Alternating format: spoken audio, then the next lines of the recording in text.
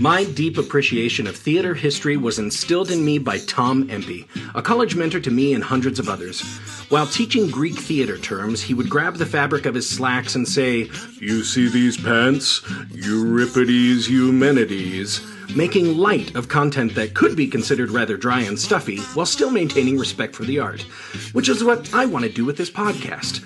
For each episode, I invite a guest from the many paths my theater career has taken me down. I give my guest no idea what we'll be talking about, but they know we're going to find an outrageous story about theater history and perhaps get a better understanding about why we're still doing it after all these years. So welcome to Euripides Eumenides, and I am your host, Aaron Odom. Apocalypse, apocalypse, I said, why you wanna show up now? Just when the heart of my life was getting good. I'll give you one more chance. Walk on out of the door, yeah. Get your ass to getting where the getting is good.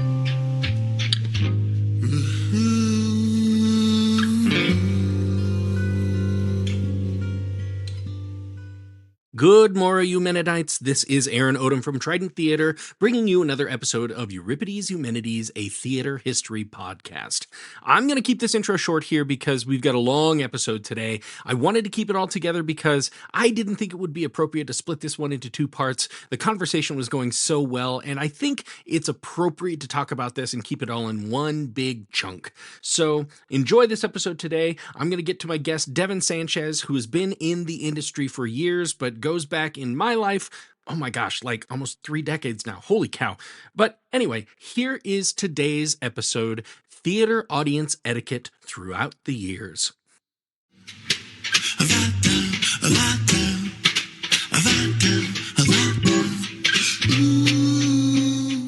haven't seen you for so long, and it was, look, hey, folks, this is a thing. This is one of those things where, like, you develop a close bond with somebody over, I wouldn't say it was trauma, but you and I were in speech and debate in high school and often competitors against each other. But so, like, we developed such a, hey, what are you doing? What's up to with you? Where are you going kind of thing over the years. And I just love seeing what you have done. It's fantastic. Yeah, I'd like to say we started out as you were my arch nemesis. Oh, yes, absolutely. But it's like, oh, he's here. Oh, But we grew to like each other over the years because I think we respected each other. Oh, absolutely. And that's such a funny thing. Like in at that age, you can't see that you're not as talented as the other person in what they are. Like, right. Okay, we'll just say this. Okay, I'm a 6 foot tall, broad-shouldered man. You are a very petite, very attractive human being that, like, I could never be, and you can't be me. And we're really good at what we do. I mean, what did you say your height was? I'm 6 foot tall. And I'm like 4'7", 4'8". Let's be honest, 4'7" and 3/4. And I weigh 80 pounds. So the fact that I wanted to like beat you and like, oh, I have to be funnier than him, you know, or like, oh, that judge liked him better than me. And you were like, oh, she's just so little and cute. Like, how she's melting their hearts in a way I can never do. Yes. And it's just hilarious to look back at that time and realize like we had no competition between each other. It was just what judge liked us better. Right. And then you go back in and you're like, cool, I peaked in high school. That's awesome. Which I may have, you definitely have not, because I can look you up here on IMDb and the list is extensive because, Devin, a lot of your work that you found has been in stunt work. Yes. I never thought I would be a stunt performer. I remember in college, stage combat, I was like, what? I'm not going to have to learn this. I'm never going to be falling. Why am I going to be falling? Why do I need to learn how to stab someone with this dagger? This is absolutely ridiculous. It's just stupid to learn to roll when I land. Yeah. Why? I'm never going to learn how to roll. And so I got by, let me say. And then, I moved to New York to be an actor. And I wasn't, agents didn't know what to do with me because of my size. And I was on set one day and met a stunt coordinator, and he was like, I know what to do with you. And I was like, oh, okay. And he's like, get in that car and it's going to hit this couch and you're going to, like, do this. I'm like, all right, I get principal pay. Sure. I get health insurance. Sure. So it was a means and end to get health insurance. I was, really struggling. And so it's funny when they're like, oh, why did you want to do stunt work? And I'm like, oh, I needed health insurance. Right. Well, I mean, more of the funny thing of that is, like, as I followed you on social media and stuff, some of the parts are really silly, like boy number 4, because of your size. It's like, well, we can't hire a kid to be thrown out of a car, but we can hire Devin. It's so funny because I had a really good gig on Blue Bloods like 10 years ago when I first started, because I doubled both of the boys. And now, I hardly watch Blue Bloods, but I came back. The last season is happening, and I got to be on it recently. And it was really nice just to see friends from 14 years ago. And they're like, man. Yeah, remember when you doubled him? Like, I could double one of his legs now. Like, he's gigantic. It's funny because I realized that when I take a picture with the child I'm doubling, I always like bend down because I think I'm like taller. So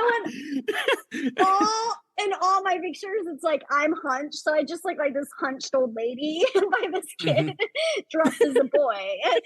It's very weird. And I'd love seeing that, like, big terrible wigs that can get blood in them and it's okay, and you're just like, well, I'm boy number 7. Yep. But that's awesome. I don't think people understand, like, that's really prolific work. Because as we watch TV and we see those kind of stunts, we're just, it's a fleeting moment. We're like, whoa, somebody had to do that. And that's you sometimes. And that's been, it's led to things like you're in Stranger Things, Daredevil, Blue Bloods, like you said, Gotham, Blacklist. These are just a few of the listings in your really impressive stunt portfolio alone. And then there's this really cool new emerging thing where a character is needed on set, which will be superimposed by a digital character in post-production. And you just got to do that for an upcoming film, didn't you? Yeah, it was really weird because it landed in my lap. They said, do you want to audition for this? I didn't know what it was. And I was like, sure. And they sent me this weird script. It was like, it was Harry Potter. Hermione. Oh, okay. Okay, so I guess I'll be Hermione. Like, okay, so I did the audition and sent it in. They said, okay, well, they want to meet with you, the director, and I went in, and they're like, oh yeah, John Krasinski is here. He wants to meet with you, and I was like, what? So I met with the producers and I said, look, I can act, I can do stunt work. I will do stunt work for all of this digital character. I can act for this digital character. I'll do everything for you guys. And I got the job. And so it was acting. So I'm like visual effects actor for the Butterfly on Imaginary Friends is coming out. If Imaginary Friends, coming out May 17th. So it's just weird because I'm acting with Ryan Reynolds and it's like a master class in acting, but you're on set, cameras rolling, John's giving me notes, and then I turn to Ryan Reynolds and I think, oh my God, that's Ryan Reynolds. And then I'm like, oh, okay, well, what's your line? Like, there is something, a job I'm supposed to do, but I'm like, oh my God. I had to, that was the struggle, is like, I'm cool, sure. I know what I'm doing. Now, just so my listeners understand, it's just your motions that we're going to be seeing, right? It's not your voice. They did the voice later with somebody else. I can't remember exactly who it is, but it's your movements that we're seeing. Yeah, and it was really cool because they said I matched the height of the butterfly. And so visual effects didn't have to do a lot of work at all because they showed me and it was just, let's move the butterfly's image over Devin. Perfect fit. So then no problem. they would use my movement for reference. So they'll take that and use that digital character's movements. And it would be me, but it's also like, I'm like, hey, Mom, I'm in this movie. Well, will I see you this time? Because she never sees me because I'm doubling kids. So it's worse because I'm like, no, Mom, you won't see me. Well, do you have lines? Yeah, Mom, I have lines, but you won't hear me. Like, so I don't know which is worse. It's like, it's really hard to explain, but yeah. That proud parent thing, sitting in the cinema going, that's my girl? Yeah, I don't see her, but I'm hoping I make like some of the behind the scenes footage so they can see me in my tight gray spandex suit. And it was just the tightest gray spandex tracksuit I've ever worn in my life. And I remember Ryan and I were outside with this like walking and talking scene. I'm like, oh my gosh, I feel like a sausage in this outfit. And he's like, wait. 1, Devin, you don't look like a sausage. And 2, you look great. You don't look like a sausage. And 3, I totally know how you feel. You feel like a sausage. Oh yeah, he's like, I've been in those outfits before. And I'm like, yeah, many times. You're getting what I'm thinking of. Only you have a personal trainer and I don't, and You're right. You were voted sexiest man of the year how many times? Okay. Yeah. And he's so tall too. Right. He's so tall. Right. I've seen. Yeah. Well, Devin, that's just amazing. And I want to throw out a shout out to your husband too, Michael Farrell, who's a filmmaker there. He's a writer, producer, actor. He did a movie that you were in, 20 Million People. Yeah, 20 Million People we did, and it's on Amazon now, and Laura Gets a Cat, which is also on Amazon.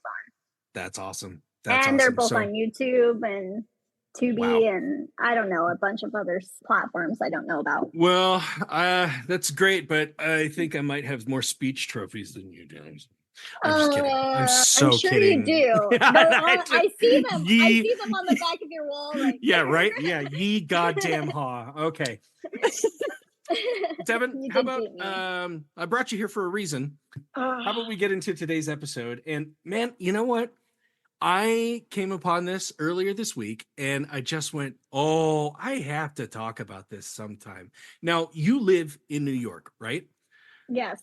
How often do you and Michael get to the theater? We go often, not as often as we would like, but we definitely go often. Then this is going to be perfect for you because Broadway, off-Broadway, amateur, there are different levels of expectation for the audience members who come to these things. Okay. So I'm going to ask you, I sent you this question earlier this week, but I'm kind of interested to see your response. What are some things that are expected of an audience member during a theater performance? Yeah, and it's so funny that you asked this because all I thought about was the opposite. Like, like what you shouldn't do. Like you bring the loudest candy wrapper and unwrap it during the main lead speech that someone's talking. I can't even tell you, Devin, how many times, like during my research, they talked about candy wrappers. But go ahead. Yeah, or like you always ask, who is that? What's going on? So, like, do I know him? Yeah. Who else? Is he famous? Like, oh my gosh. Oh, you know what's funny? I'll say this really quickly, but yeah, go for it. My husband Michael in college, he did a touring show, and they went to high school, and the high school students like looked at the lead actor's name, and they started whispering it to him when he would start talking, like Joe, and like just like. And then on top of that, they started like throwing spit wads at them. And I'm I've never heard. So yeah, but you shouldn't do that as an audience member is what I'm saying. When I was directing for high school theaters here in my hometown of Sheridan, Wyoming, I did a production of Romeo and Juliet. And I was like, okay, I want to inspire kids to come see this because I want them to be exposed to it outside of just required reading in your freshman year, right? Therefore, I arranged for a preview performance for the student body. So I did the entire first act that I edited, like I took some stuff out to keep the flow going for a 2011 audience. And by the end of it, Romeo and Juliet kiss before he disappears off into the night, right?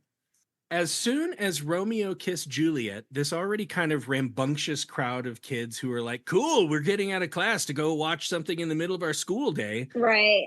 Romeo and Juliet kiss, and somewhere in the back, a kid goes, yeah, get some! Oh my God. And that poor girl was embarrassed for the rest of her life. Yeah. Oh my gosh. So yeah, I totally derailed your question though. I'm sorry. No, you're good. You're absolutely good. In July 2015, the play Hand to God was enjoying a critically acclaimed run on Broadway. Did you go see Hand to God? No, I did not see Hand to God. So the play centers around a Christian teenager in Texas riddled with angst who becomes possessed by a foul-mouthed satanic sock puppet named Tyrone. Mm-hmm. Like it just puts it on his hand. It's another character and he can talk to it. It's so different. During a performance in July 2015, an audience member strolled to the stage and on the far stage right side crept onto the stage to plug his phone into an outlet on the set to charge while the play was going on and then returned to his seat. Oh my gosh. Footage of the event is still online. Are you serious? Yes. Oh my gosh. Here's a quote from lead actor Stephen Boyer, who recalls the incident. Our stage manager came over the PA system in the house and said, please do not get on the stage. We do not come into your home and sit on your furniture, and it is, of course, a non-working outlet. End quote. Oh, it wasn't even real. It was like it was part of the set. This makes it even better. See, if I was a stage manager, I would have just let it go. And the poor guy walks up and sees that his phone is not charged the whole time. Which also implies that he looked around his seat like, is there an outlet under? Yeah. Oh, there's one. Oh my gosh. A crew member eventually grabbed the phone, got down off the stage, and returned it to the audience member. It was at this point that the audience started heckling the patron as the play was still going on. Oh my gosh. Now that the audience was really letting the guy have it, Stephen Boyer helped calm the audience down by addressing the audience directly as his character. He's got the sock puppet on one hand, but as his character, he's addressing the audience as this very confused teenager. Meanwhile, the satanic sock puppet glared intensely at the wayward audience member, just like shooting darts with his eyes. Oh my gosh, that is hilarious. Boyer credits his time as a stand-up comedian with the ability to manage crowd control, but also to admonish the act that just happened. Here's a quote from Boyer. It's the dumbest thing I've seen or heard of. I really don't know why he was allowed to stay. I really don't know why. Yeah, why was he allowed to stay? That's like the main question. No, it's never happened before. Like, oh God, another guy's getting on the stage and plugging his phone. We gotta thank God we have a protocol for this. You get on stage and plug in your phone, you kick your ass out. No, it's oh my goodness. Now, within the week, the wayward audience member, who I'm not going to name, you can find out his name if you want to, he released a statement. It's kind of a longer one, but here goes. Before coming to see Hand to God, I downed a few drinks, and I think that clearly impaired my judgment. I don't go to plays very much, and I didn't realize that the stage is considered off limits. I would like to sincerely apologize to the Broadway community, all the other people in the audience that night, and most importantly, the cast and crew of Hand to God. I am on my college lacrosse team, and I know just how bad it feels when you are out there working your ass off, and it feels like the crowd isn't on your side or isn't paying attention. I feel terrible if any of the amazing actors in this show felt at all disrespected by my actions. End quote. Oh my gosh. I mean, it was a great apology, though. I mean, it was. I also like the idea that, oh, I put it into context in my life, so now I really understand. Lacrosse, theater. I mean, it's basically the same thing. Tomato. Yeah, when I think of theater, I think of lacrosse. That's the first thing that comes to my mind. I understand that apology completely. When I look out in the stands and somebody's taking a nap, it really pisses me off and throws off my game. That's so funny. Oh, do you want another one? I like this one a lot. Please. In September 2023, At a performance by the touring company of Beetlejuice in Denver, ushers were notified of a woman and her date being quite disruptive during the performance. Completely caught on video, here is a list of the offenses that can be verified. Many times during the performance, the woman was dancing in her seat, singing along quite loudly, oftentimes being asked by other patrons to sit still in her seat. The woman did not comply. The woman notably took flash photographs and video of the performance with her cell phone. Before the performance, throughout the performance, during intermissions, the woman was caught vaping in the theater. Oh. Behind the woman was another woman who was visibly pregnant, and the pregnant woman asked the woman in front of her to stop vaping, but to no avail. Oh. At one point during the second act, the woman guided her date's hand to her breast, and he proceeded to put his hand down the front of her dress to take as much of a handful as he could. She responded by putting her hand in his lap and groping his genitals. Wow. Theater. During the show, it's dark in here, nobody can see.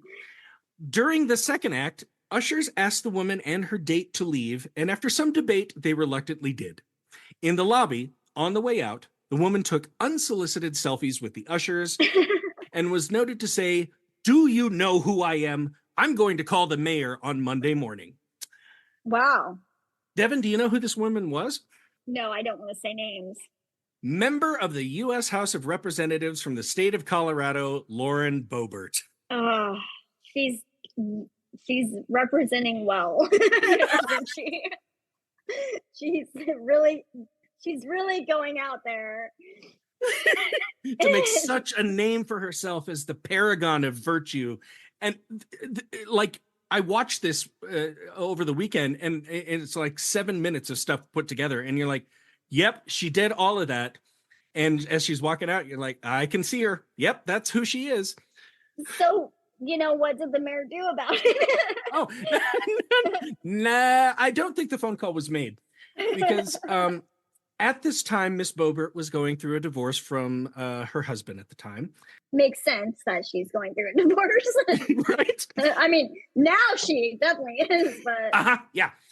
Her date was the owner of the Hoochcraft Cocktail Bar in Aspen, who was a noted Democrat, I'll say, who had drag shows at his establishment several times, something that Boebert has repeatedly opposed. In the next few days following the incident, once the story started to break and popular in social media outlets, Boebert's campaign manager did his best to deny that it was her, when video evidence clearly showed that it was her. Boebert responded on X, quote, "It's true. I did thoroughly enjoy the, all caps, amazing Beetlejuice at the Buell Theater, and I plead guilty to laughing and singing too loud." Oh my gosh. That is horrible. What is going on? I mean, I thought the spitballs were bad. I thought saying the actor's real name while they're trying to perform was bad, but these top it. Well, however, within the next few days, Boebert issued an apology and a statement that she was ashamed of her conduct and blames all of it on the stress of her pending divorce. Well, so I brought a man to the theater. I groped him. He groped me. I vaped a bunch. I bugged everybody around me. And then I made a scene on the way out. I mean, you've heard it 1,000 times. This is what everybody does when they go through a divorce, right? Oh my gosh. What is this world coming to? Well, this might be part of why she's resigning. Anyway, we'll miss you, Lauren. So I guess that poses the question, Devin, and we've talked about it. What are the rules of theater etiquette? I mean, yes, I think, the basics, the basic rules that I was thinking is, you show up on time, you don't eat loud candy, but I feel like now the rule book needs to be updated because it's out of hand. Yeah, well, I mean, this is something to help people out a lot because, I mean, you and I both studied it in college and everything, but the way that most people get exposed to theater is they go see a show. So I think I'm going to help today and just help people out understand kind of what's expected and where this all came from. You ready? Oh gosh, yes. So here's some things that we need to consider when you're going to a show.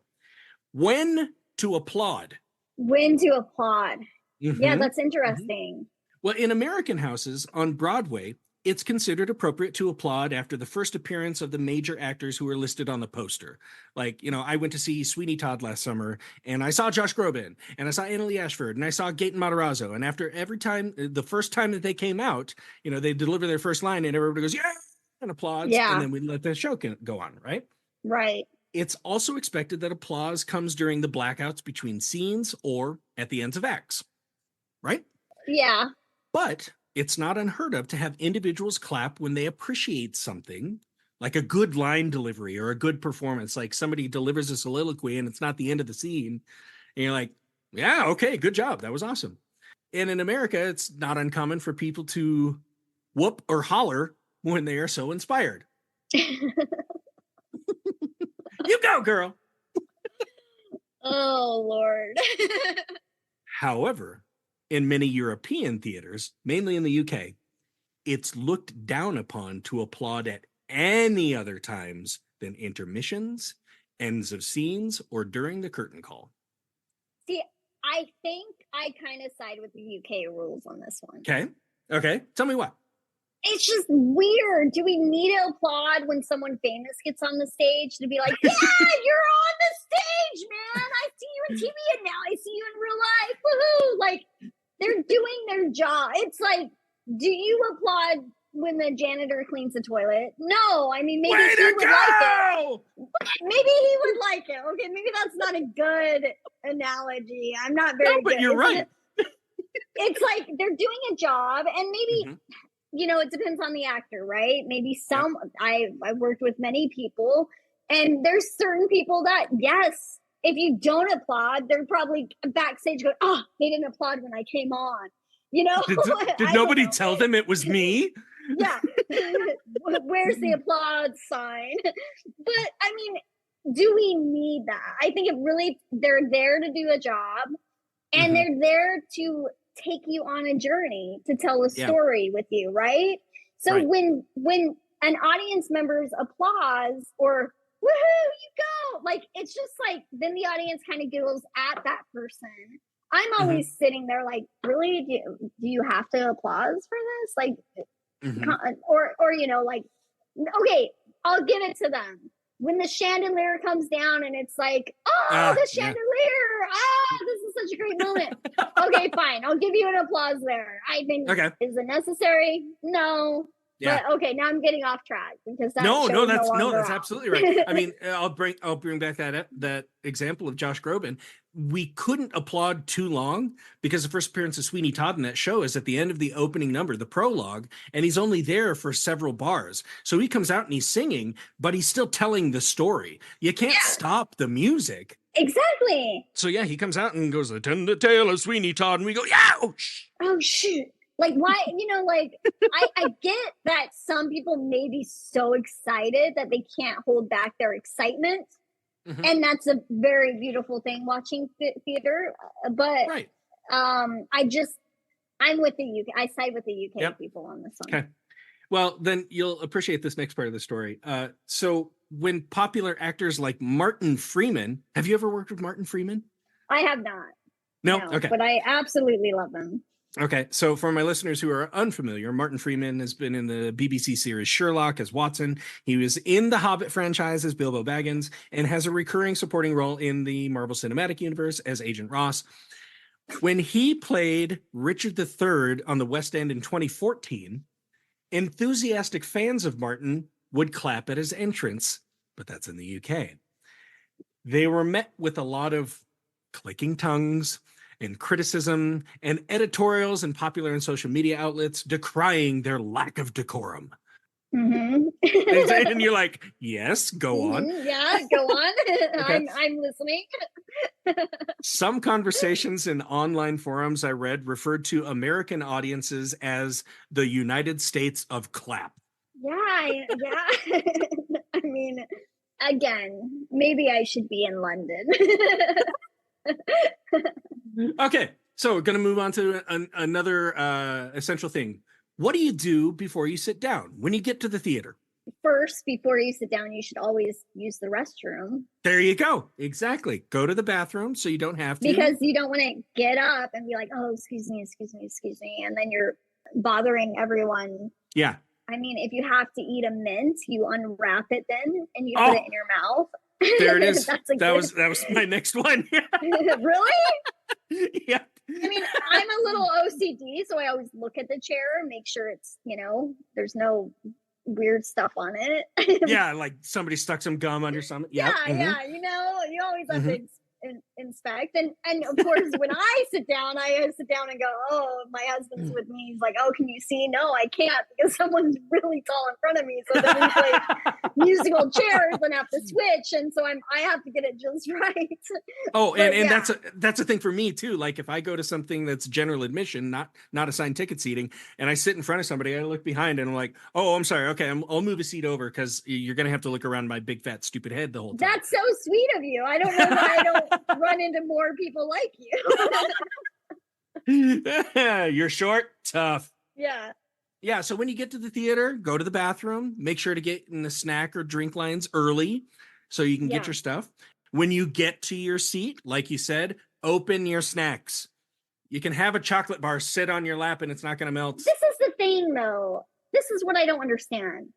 And maybe people might not like this. Why do we have to have a bar? Why do we have to get a drink before we see a show? Shouldn't you do that like before you go to the theater? Why did we become like it became a movie theater now? Oh, there's snacks that you can eat, there's drinks that you can have before you sit down. So then even if you go to the bathroom, if you have that drink, you're getting up before Act 2 to go to the bathroom. So it's almost like we're just setting it up so we don't win. So Americans don't win in the theater. I've never seen actually a theater performance in the UK. So I can't speak. I wonder, do they have drinks? I have a feeling yes. Why is that a thing? It's a pretty good revenue stream. I guess, I mean, we need it, right? Theater is dying. No, like movie theaters are even dying. Well, Devin, that's another way that you can get your souvenir cup as you're leaving, because the cup comes for free, but the drink is $20 for a $4 drink. Oh, I'm always using the bathroom 500 times, so I make sure not to get a drink. And my husband would side the opposite of me because he's probably a big fan of drinks before a theater show, but I just don't understand it. That's another American thing that I love. Like we adopt from every other culture. When's time to drink? I mean, we just passed Cinco de Mayo. Sorry, I don't have a drop of Hispanic or Latino blood in me. So I'm not like, I guess I need a Tecate or a Corona or 12. But, there are people like, it's Cinco de Drinko. Yeah. It's time. Woo! Yeah. St. Patrick's Day in this country. Are you Irish? Then maybe you don't get a green beer. Sorry. Yeah. And now it's like, Juliet, yeah, let's get our drinks on before we see the show. It doesn't make sense to me, okay? Oh, we're going to a show. It's appropriate to have a drink. Yeah. Should we go get drinks before? No. They have it in the theater. Don't worry about fine. It. It's fine. Yeah. But here's some other things that you should do when you get to your seat. Okay. Read through the playbill. Yes. So take enough time to get there early enough to read through the playbill. There might be some interesting information that would be beneficial for your understanding of the show, like director's notes, history of productions, cast and crew bios, that kind of stuff. Or that little piece of paper that falls out that says, the person famous that you wanted to see is not here today. So you will be watching this person that you have no idea. And then it falls on your lap and you're instantly bummed. Mm-hmm. Yeah. And then that's where that comes. He doesn't look like that on the screen. Yeah, exactly. I don't know. Why did they make him look like a totally different person with a totally different head shape? Yeah, that would not happen if you read the program. If that little piece of paper fell out on your lap, that would never happen. Now, this is something that has taken a little bit of time for me to get used to, and I didn't realize that it was going on in major markets a little bit more than like smaller markets like this across the country. The pre-show announcement, the pre-recorded pre-show announcement. Mm-hmm. It's sometimes entertaining. It's like, you get a couple characters from the show and they're like, hello, I'm Sherlock Holmes, and I'm reminding you to silence your cell phones. And, it's stuff like that. But it also includes some rules and expectations for the show. So here are some things that we expect from you. We're not telling you you have to, but it's just politely asked of, and enjoy the show. I mean, one example I can think of is like sometimes actors will enter through the doors that the audience just came in through the show to kind of enhance the spirit of the show. So it might be something like, please stay in your seats. The actors will be coming through the house. Oh, okay. I can just sit here instead of, 2 minutes in when you've had your full drink and you go, I gotta go take a piss. And you run into Mufasa. Okay. I got to come to a big topic. I'm going to editorialize on later, but what to wear? Oh, do you have opinions on this? I mean, I feel like I'm from the wrong time. I like the time when you dressed up to the theater and you wore. I mean, even I still dress up, but I have to admit, like, I'll wear my nicest pair of jeans. They're the nice ones. But when I first moved to New York, I mean, I would dress up. I'd wear dresses. I would, look good. It would be a fun night out. I think back in the day, it would be like, well, we're going out on the town, darling. And see, you just, dress that up. I like. That I like. We're gonna be getting into the side of it that I don't really like, but I like the idea of like, it's an event for me. Like it's a fun event to feel special about me. That's kind of cool. And it's also about respect, right? Like you're in their workplace, they're doing a job for you. You paid. Gosh, Broadway is not cheap. Oh my God! You pay a lot of money for this ticket. I don't understand why you would go in sweatpants or a sweatshirt or like. And I'll let the tourists a break. Like they're in the city, schlepping around all day in their I Love New York t-shirts, whatever they're wearing.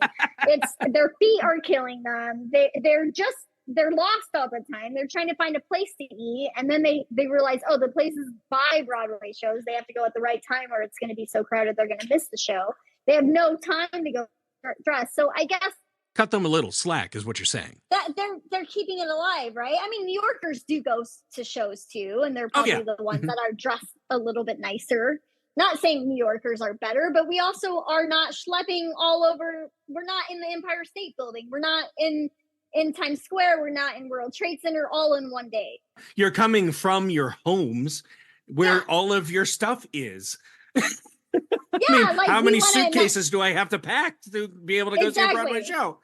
But I will say, if I were coming to visit, I'd probably pack a little bit of this is my going out, and I would probably just spend a little bit more time. Oh, I need to go home and go back to the hotel and change a little bit, or I need to I don't know, but I should send you the picture because I did tell Andrea, the woman who walks beside me, and my two boys, I'm like, well, we are expected to dress a little bit nicer, but like, I'm not expecting you to be in a tux and a ball gown or something like that.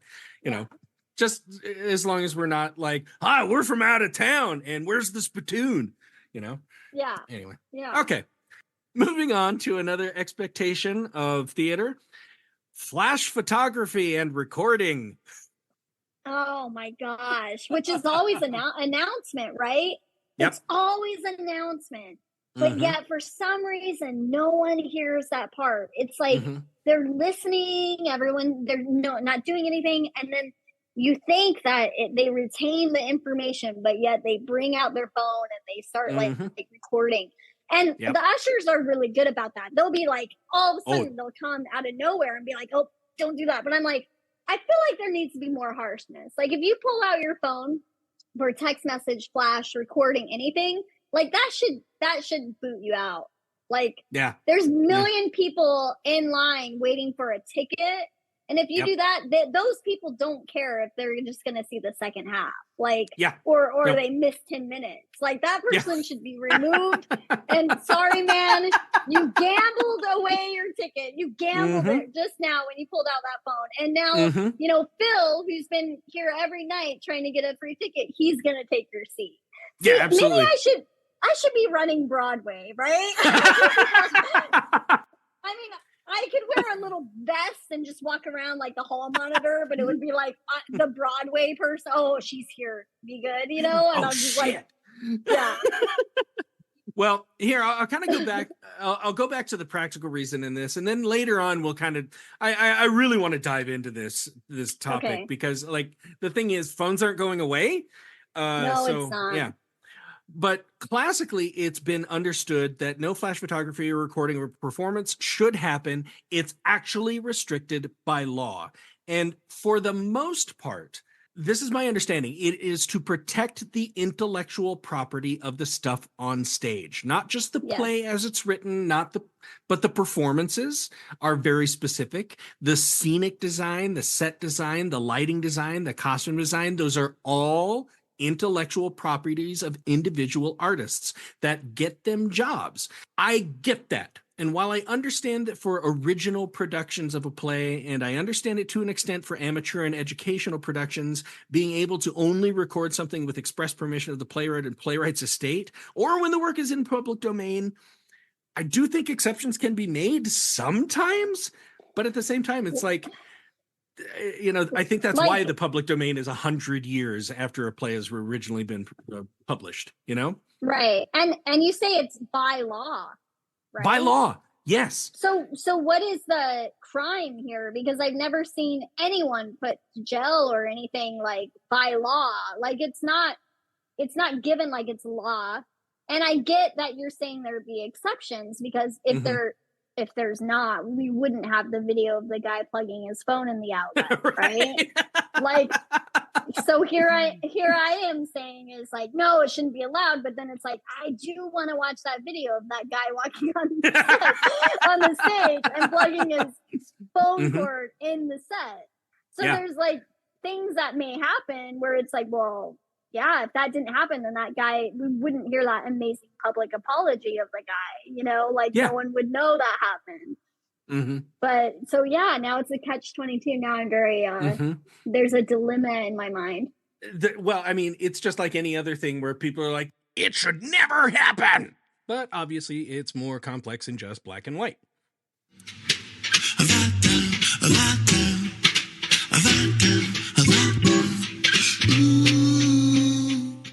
But those are your standards, really. What do you do when you get to the theater? What do you wear? How do you conduct yourself while you're in the house? Do you use flash photography? Open your candies before the show.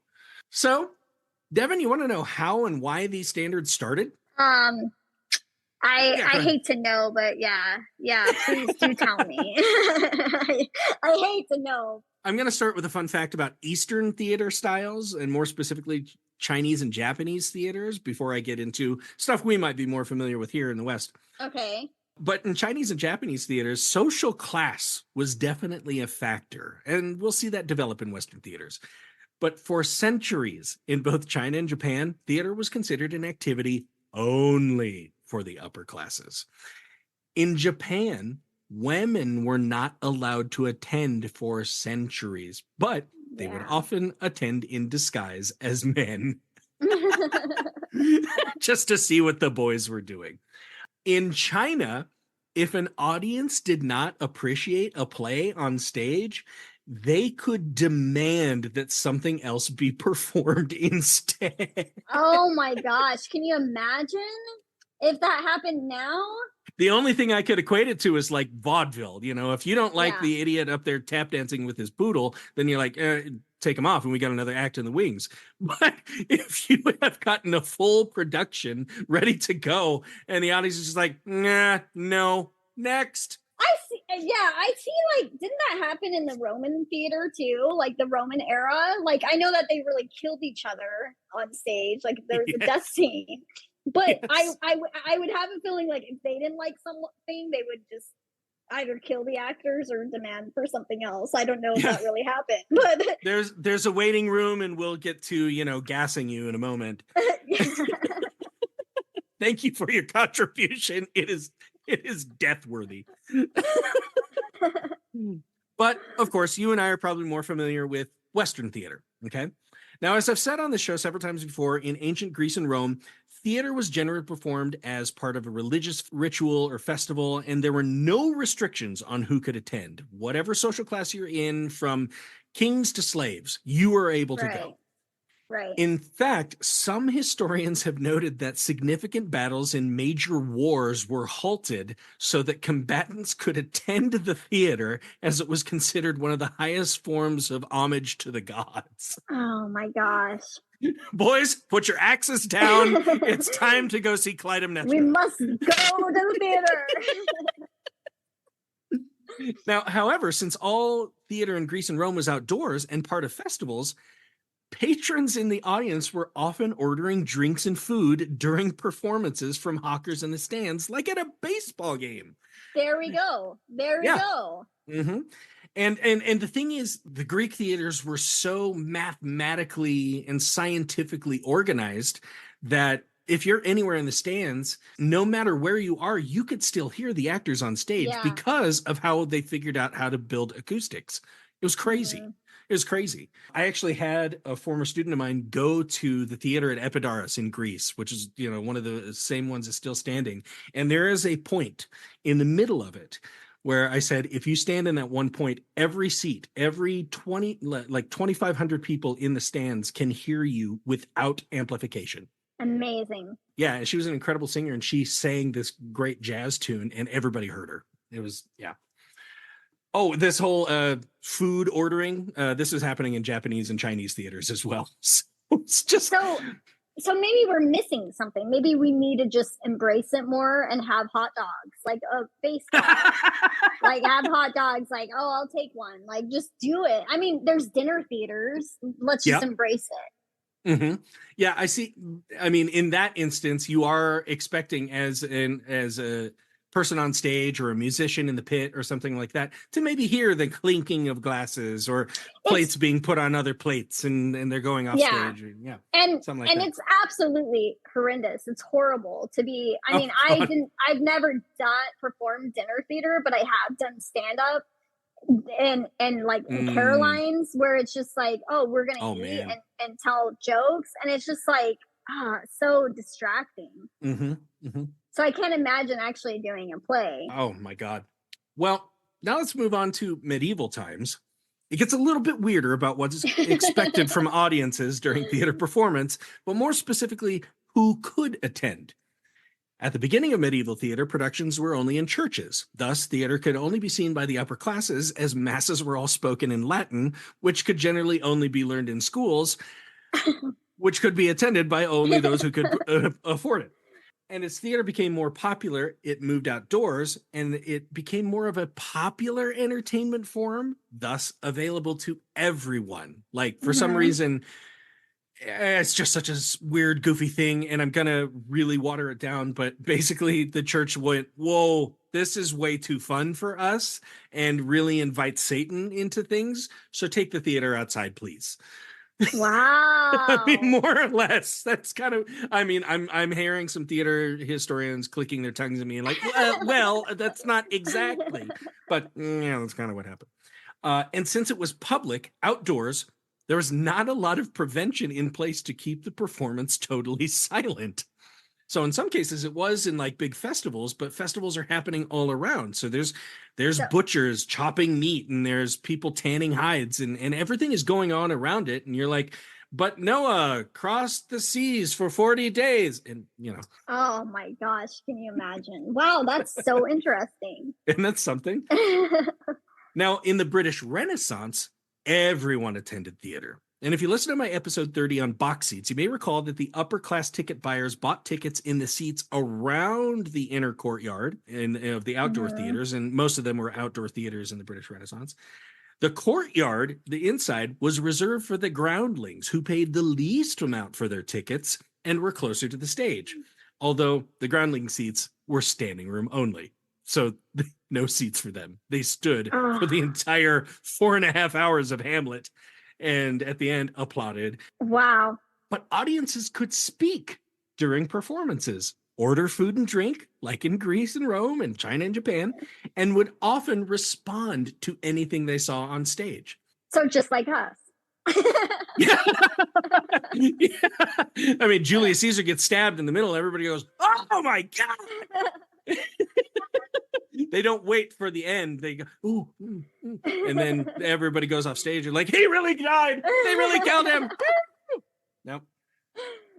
Now, it's also from the British Renaissance that we get the first mention of the practice of throwing rotten vegetables at bad performers. But it wasn't tomatoes, though. It wasn't tomatoes. Those weren't even mentioned in British cookbooks until about 150 years later. Oh, so what was it? From my understanding, it was mainly cabbage or rotten eggs. Oh, so stuff that would hurt and smell. Like, getting hit with an entire head of egg. that would hurt so bad. And I bet it would be a game. Like, how many, like bowling, how many pins can you knock down? But it'd be like, how many actors can you peg with a cabbage? You see that? I got 3 of them. And stand-up comics have often wondered how much of a market there must have been for those kind of things surrounding theater performance. Like, were there just carts? You're like, get your rotten cabbage. Yeah. Yeah. I bet they made a killing. And if you really liked the performance, you went home with a pocket full of rotten eggs? Yeah. Now, I've covered the British Restoration on this program quite a bit, but I'll remind everyone here what it was like to be in a British Restoration house. This is 1660 to about 1700. This might be the point from which the modern understanding of theater etiquette has its origins. Devin, did you know that the colonization of America was partly due to a concern that King Charles II, who was restored in 1660, that he was overspending in his luxuriant lifestyle, including the theater? No.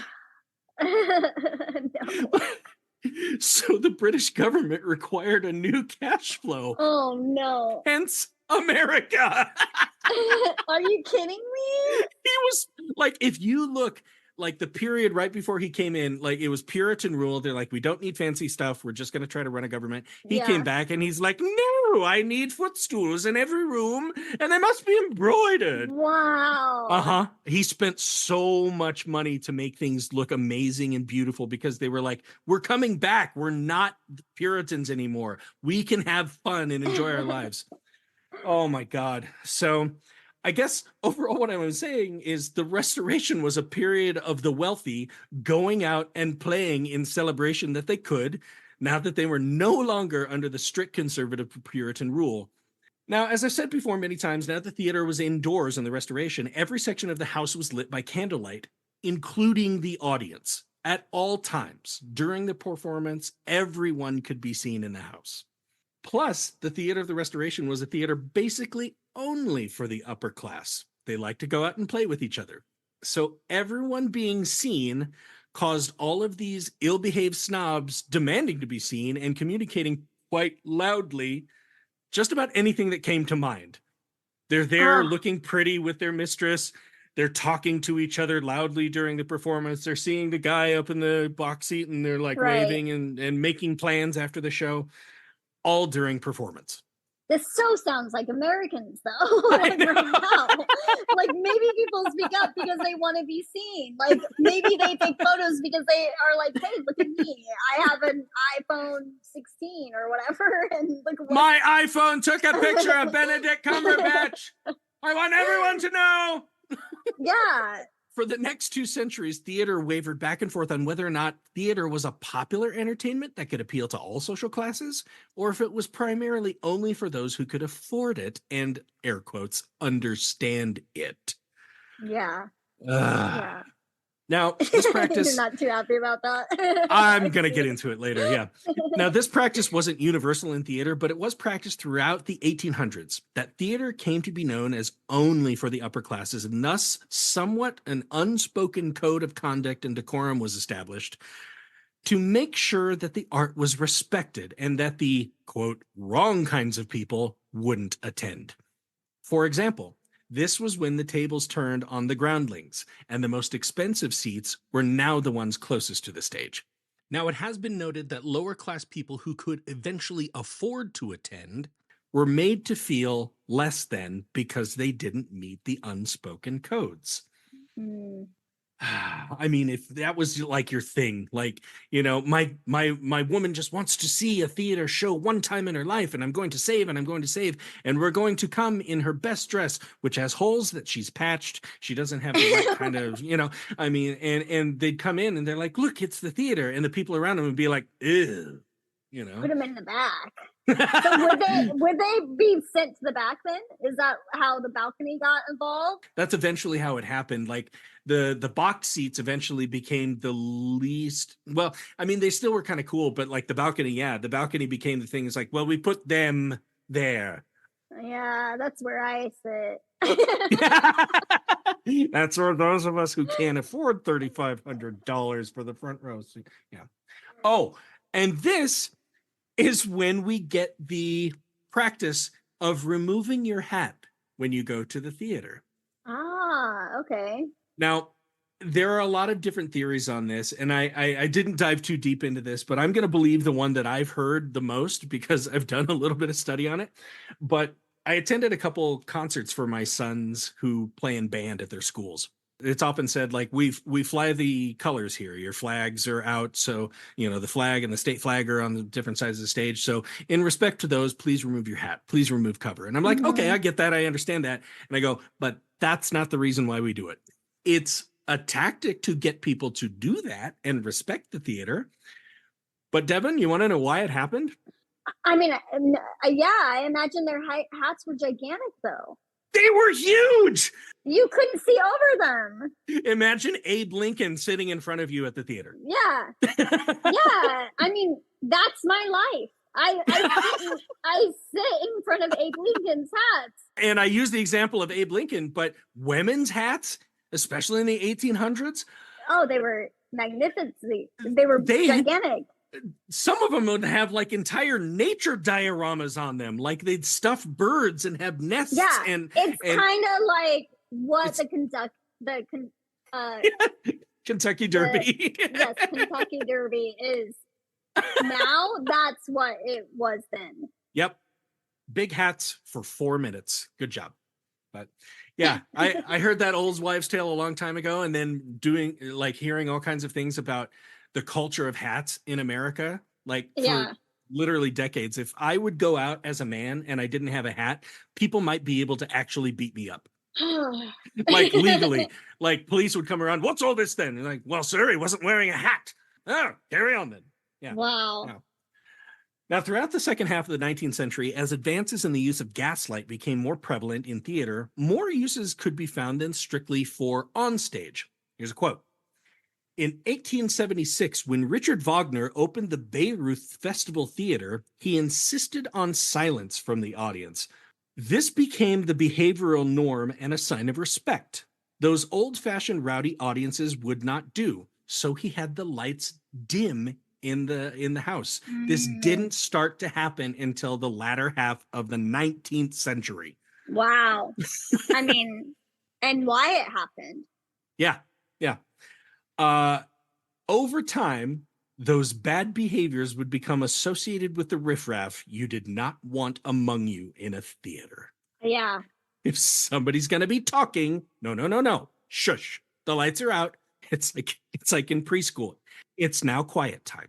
It makes sense, though. It does make sense. You are not performing. This is not about you. We are dimming the lights on you. Yep. As such, another common ritual we know today has its roots in silencing rowdiness. And it works. You are uncouth. Shut up. But Devin, I have to continue the quote that I just started that I found because it also has some problematic elements. So on one hand, we're like, I get it. Yes, let's dim the lights. That's the sign to shut up. Okay, Here's the rest of the quote. That same disdain was directed at those you felt did not, air quotes, belong, including women. In 1840, one New York man wrote, all women shall be gagged by officers duly licensed for the purpose before they're allowed to enter a concert room. Oh my gosh. Women, just wear this gag and we don't want to hear from you. Oh my gosh. Can you imagine if that happened now? Or like the people that, you go. Oh, gagger. Gag him. I mean, a woman would sit down next to you and you'd lean over to your friend and be like, she's not wearing a gag. Should we tell somebody? I mean, I can't imagine during that time. Yeah. No, I don't think it was widely practiced. It was just kind of. I hope not. Yeah. It was just wishes of one guy. Yeah. Now, before I continue, I will mention that before the 19th century, the audience behavior in the British Renaissance could also be observed in 18th century music recitals. Here's a quote. Those who attended Mozart's performances were allowed to react in a way now prohibited by classical venues. They would clap when the music moved them, not when the conductor gave a physical cue that the music was over. They would shout da capo at exciting points of the composition. This is unthinkable today. I could see why it's unthinkable today, but at that time, I mean, it's not like they had Green Day performing or like, no. I mean, they're enjoying it, right? It's like a concert. It's live music. It makes sense for the time, right? Right. Now it's like you don't do that. You go to some other concert. Green Day. I don't know why I thought of Green Day like that. I mean, Mozart was the Green Day of his time. Right. So I think about it. It's like, yeah, that's a live concert. What else are they supposed to do? In 300 years, we're going to dress up and go to the theater and be like, thou must not disrespect Dookie. Yeah, right? It hasn't been an exclusive trait of the performing arts that since the 19th century, theater has been reserved only for the hoity-toity. But on the flip side of that coin, there are still people today who feel that theater is only for an upper-class audience. I mean, Devin, I have talked to people before who have never been to even just a community theater production. And I say, why not? And they're like, because I don't have the outfits for it. What? Yeah. But if they knew that people were wearing sweatpants, they would probably say right? I'm like, just go see a show. Just go see a show. I mean, nobody's there to actually look at you when you sit down in a theater It audience. still has that fancy hoity-toity, like, oh, theater. I must wear my pearls, yeah. That's interesting that it still has that, oh, the theater. Kind of snobby, snooty. So it would seem that there are a couple major problems that I can see with the expectations of modern theater etiquette. I'm going to editorialize for the first one, as I've got some pretty strong opinions about it. And the first would be this arbitrarily assigned set of rules of decorum for theater performance. I mean, some are common sense. We went over them before. Like, get there early, go to the bathroom. You don't want to disturb anybody's performance. Open your candies and toffees and things like that. Just make sure that you're not being as much of a distraction as possible.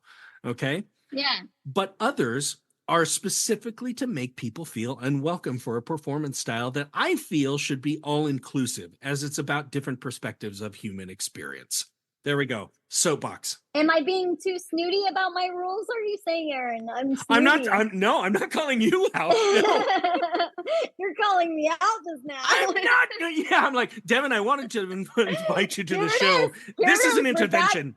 We're back in the beginning again. You're being really shitty. The competitive side is coming out. It didn't leave. But no, I really feel like I said, like there are people who won't even attend like small time theater things because they don't feel they belong or that they'll get it. That's not due to the rules. That's due to what society says who should go to theater. And I feel like the stigma of you have to be smart, you have to read plays, you have to know what they're talking about. What you've never seen Shakespeare, then you don't belong here. Maybe that's it. Or maybe they just didn't want to tell you they don't like theater. They'd rather go to the baseball game. and they didn't want to tell you that. So it's my opinion. Everybody should appreciate this. Maybe it just ain't your thing and you're like, nah, I don't have the gown.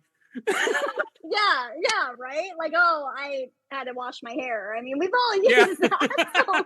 So. Oh, it's laundry day. Ugh. No, I do feel like theater is like, a little bit. I could see why people would be like, oh, I don't belong.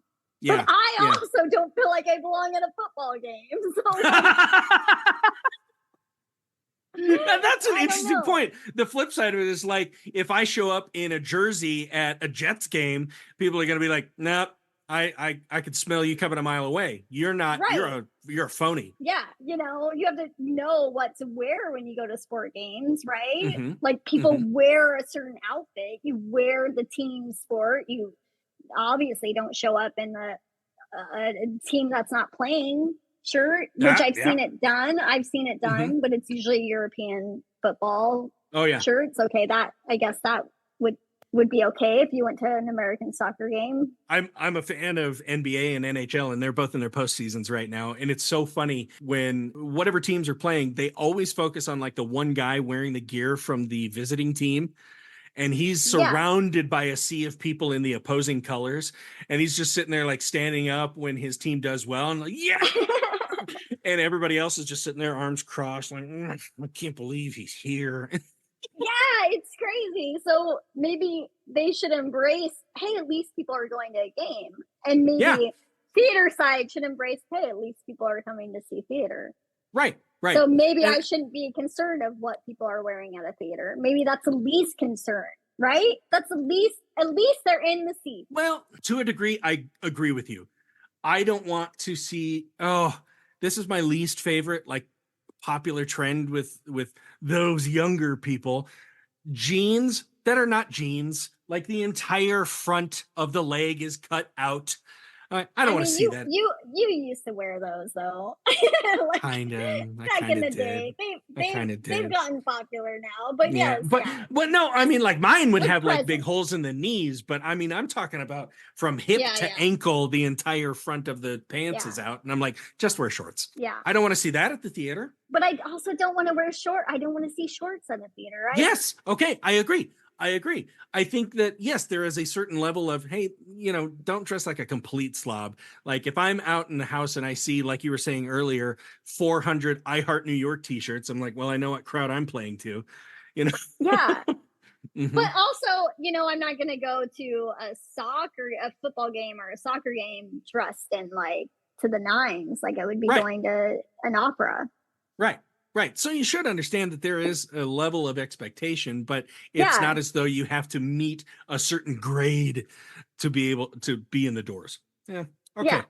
Whew. Well, I think we're still friends, Devin. So I think so. I think we made up and we got through that and okay. Yeah. Okay. But we do have to address the other big issue. Oh no. There's more? Cell phone use. Oh, okay. Yes. I'm going to start with the reasons to avoid filming in flash photography. And it's not just let's respect the laws and make sure that intellectual property is protected, even though that is a very valuable thing to think. Yeah. And I have a feeling what you're going to say. I have several things to say about this. Oh, no. Okay. Well, I'm sure I have a feeling of one of them. Yeah. In September 2019, at a performance by the Cincinnati Symphony Orchestra, in the midst of playing a solo in a Beethoven concerto, soloist Anna Sophia Mutter, which is very German, stopped playing her solo. This was in response to a patron video recording her with a phone in the front row, and Miss Mutter became so distracted by the glare of a screen on the patron's face. The entire concert came to a halt, and Miss Mutter is noted to have said to the patron, either I will leave or you will put away your phone and recording device. See, I love that. Mm-hmm. I love when the person on stage says something about it because it's like you are giving the permission for it to be called out in front of the whole audience. Yeah. The patron was escorted out a few minutes later. The audience cheered, and Miss Mutter was praised on social media over the next few days for her stance against cell phone use in the theater. Miss Mutter defended her position in interviews later, stating that she feels that she needed to do something to, quote, keep live events sacrosanct, end quote. Yeah. Okay. I like that. I agree. And I'm going to get into it a little bit here about the liveness of the stuff. But yeah, the next point would obviously be that it's distracting to the artists on stage. Yeah. I mean, you're doing a job that you're trying to focus on and you're pouring your heart and soul into it for paying customers. And it is distracting being on stage, seeing a reflection or a light or it is so distracting. It's horrible. So After the incident in Hand to God that I talked about when we first started this, Stephen Boyer had this to say about audience members and phone use. Quote, "People should know that we can see them. The audience may be judging the actors on stage. We're judging the audience just as much. And when your face lights up with a blue light when you're texting and you think you're not disturbing anyone, you're disturbing the people on stage." Yeah. And I think that's something that theater audiences have a hard time remembering because the actors are performing live. It's not like watching a film or a television show where the actors can't see the audience and potentially be distracted. I mean, despite the efforts that stage actors go through to maintain their focus and stay in character, they are still, after all, human. Yeah. I've often said on the show, plays are not written about the boring parts of people's lives. They are written about the most important event in these characters' lives. Mm-hmm. So a person is going through the most intense emotions or circumstances that they've ever gone through. If you and I, Devin, are on stage and I am about to drop to my knees as a character and propose to you, and this is a thing that everybody's wanted to happen, and for some reason, like at Jerry Maguire, it's finally the "you complete me" speech, and right before he says "you complete me," the entire house is silent. All audience members are leaning forward. You could hear a pin drop, and somebody's cell phone goes off. Yeah. It's so distracting. Uh-huh. And it's impossible to just be like, as an actor, completely focused on this moment, I could ignore that cell phone. Yeah. And this reminds me of, I haven't been on stage for years and years. And I think the last role I had was a turtle. So I won't go into that much. But on set, working with actors, you can always tell the difference from an actor who's been on stage and an actor who is just on camera. Because those actors that have been on stage can act their heart out through every distraction they have, because they have to deal with cell phones. They have to deal with people taking pictures. They have to deal with this all on stage and power through it. Unless it gets so bad where the actor says, "Hey, look," with a sock puppet, enough is enough. But the camera actors are always like, get out of my eye line. It's always a big deal. Close set. Like it's like, just act. You can always tell the difference. The color of your glasses is distracting to me. It's causing me a lot of trauma. You need to be removed from set. So many times I've seen it happen where it's because theater actors are used to all of this stuff they deal with on stage. Mm-hmm. And actually, I did an entire episode on the number of Broadway actors who have since gone on to become game show hosts, because they can anticipate the unpredictability of the game show format. I mean, a person is sitting there expecting to get $150,000. And if they answer the next question wrong, it could go terribly for them, and so you, as the MC, you've got to keep things. Oh, I'm so sorry, Joyce, that didn't work out, but you're going to get a case of SpaghettiOs and head on home. I mean, just keep it light, keep the show going. Yeah. So yeah, you're right. But I do want to talk about some instances over the last several years in which cell phone use has been a problem. And we can talk about the level of professionalism of these actors, possibly off screen. Patti LuPone, if any of my listeners have listened to my episodes titled Inevitable about her creation of Evita on Broadway, you can hear about Miss LuPone's handling of a distracting theater patron, which gained her some additional notoriety. And as I read through it, Devin, she was in a show that's in a thrust setting, and just off to her right, she sees a guy pull out his phone, and he's actually talking, and it distracted everybody. Everybody in the seats could see him. So she just calmly walked over, grabbed the phone, went to a wing, handed it to a crew member, and continued the show. I love it. I love it because only the actor can do that, right? Because everyone is distracted anyway.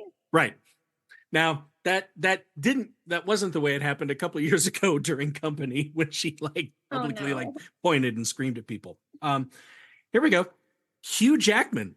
In 2009, Hugh Jackman and Daniel Craig headlined a Broadway play titled A Steady Rain, about the difficult relationship between two Chicago police officers.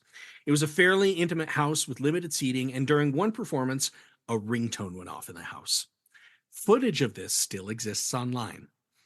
It was at a fairly emotional point in the play, and when the distraction occurred, Hugh Jackman dropped character and said, "You gonna get that?"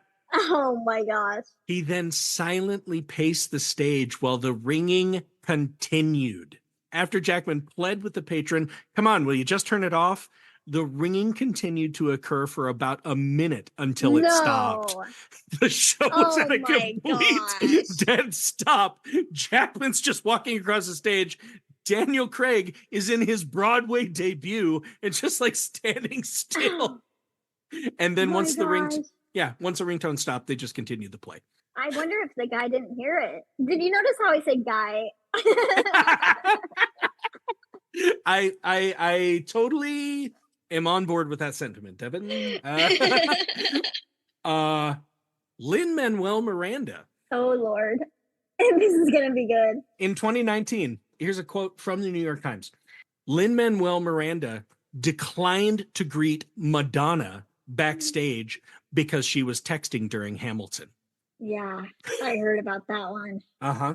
And during a performance in Puerto Rico in January of that year, Miranda also changed a lyric, which he posted on X, then Twitter. Hamill thought, show 7, 116:19, second rewrite. And this is from the song My Shot. I'm not going to do it justice because I'm not Lin-Manuel.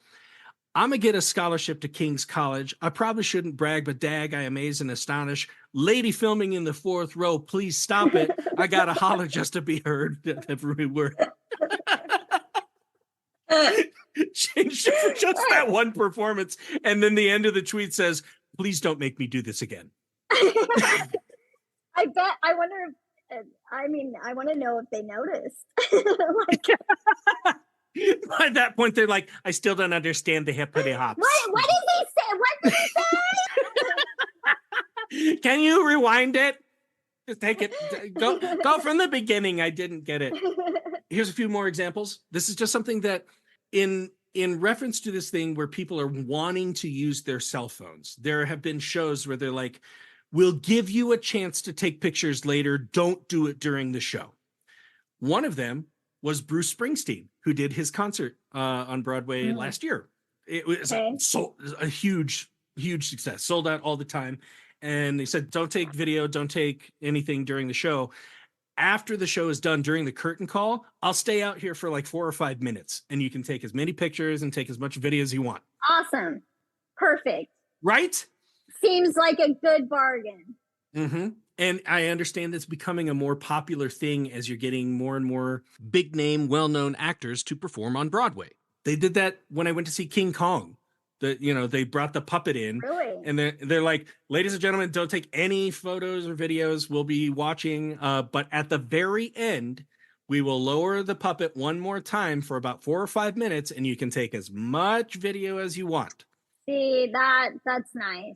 Because then it's like, people are like, oh, okay, I have an opportunity. I can just enjoy it. Now, here's one that I can't wait to see your reaction to this. Playwright Jeremy O. Harris. Are you familiar? You have to like name some name. Okay. Like, what did he write? Okay, here we go. When Rihanna visited Broadway to see the edgy slave play, the Jeremy O. Harris play, the slave play. I do. Okay, yep. She texted the playwright during the intermission-free show. Instead of chastising her, he celebrated the exchange on Twitter, saying, 2 things I learned today about the type of theater maker I am. When my idol texts that she's running late, I hold the curtain for her. When my idol texts me during a play I've written, I respond. Oh Lord. The tweet includes a picture of Harris and Rihanna arm in arm after the show, laughing and enjoying each other's company. Oh my gosh. I know, I'm so conflicted. What? Oh my gosh. I don't even know what to say to that. I know. I'm the same. I'm like, I don't know. Okay. That'd be for me, like Trent Reznor from 9 Inch Nails is like my favorite artist of all time. And I'm like, if I did a thing and he was coming late, would I hold the door? What? God. Yeah, like, I bet you would. Maybe. I don't know. What would you do? You know, It's a hard question I don't to want answer. to say. I don't want to say I would hold it, but if my idol was like, "Hey, I want to see you, but I'm running late," and I'm like, oh, "What? Yeah, You want right. to come see me?" Of course, you would want to be seen. All actors want to be loved and seen, especially by someone they love and want to be seen with. You know, Yeah. like I don't know. There's a thing about that where I think, any super famous person like a Rihanna, like a Madonna, if they're coming to the show, maybe, one, they want to get the experience of being a normal human and not a modern god or goddess, and sit in the house with all the citizens and pretend to be a normal person for a day. Yeah. Or you could take them backstage and be like, maybe you don't want to be mobbed by people, and I understand that. Here's a very intimate look at this play, and Is that why she was running late? I have no idea. See, that's like, we can't answer this question. We don't have all the Right. details. Like Right. if she's running late because of traffic, or if she's running late because she had her hair and makeup, she was in the chair too long, and now she, like there's a lot of details we don't know. So maybe we Right. can't make an educated answer of what we would Right. do. Like if Right. she's running late because like traffic, or she was just mobbed by someone, or something happened, then okay, yeah, you're Rihanna. But if you're just running late because you couldn't decide on which outfit to wear, or your hair and makeup people were running late and you had to get ready, then it's like, you are famous. You can see the next show. You can pay. It's not like you're going to be out $300 or whatever. She probably didn't even pay for a ticket, honestly. I bet you're right. Well, Devin, for better for worse, that's my story on theater etiquette throughout the ages. Thank you so much for having me. Well, and here's the thing. Like, I have to credit this, because this is something that I learned in my theater studies very early on, that theater is an evolving art, which means that we're not at the end point yet. It's still evolving. It's still evolving, yeah. Mm-hmm. So as we go through it, there are going to be considerations that we have to make. We can't just say, no, these people are not allowed here. We go, why are we not allowing these people in? Yeah, the next play I do, I'm definitely going to be selling cabbage and rotten eggs. But and if they don't like it, they have the option to be like, can you do something different? I'd like something a little more romantic. You got the wheels turning of my next show out here in New York. So, yeah. Well, that's fantastic. Well, I hope I get a front row seat. I will be there with rotten eggs in my pocket. Well, we might get the balcony, but I'll see. I'll try to hold the show for you. Yes! Awesome. I got it. Oh my God.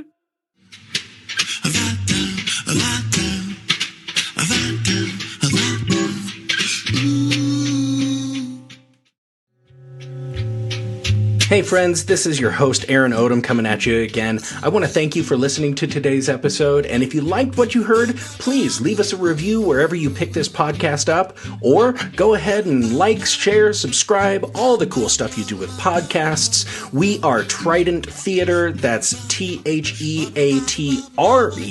You can find us on social media, Facebook, Twitter, Instagram, or at our website, www.tridenttheater.com. Once again, this is Aaron Odom, and we try to get a new episode out every 2 weeks, so hope to see you again in a fortnight.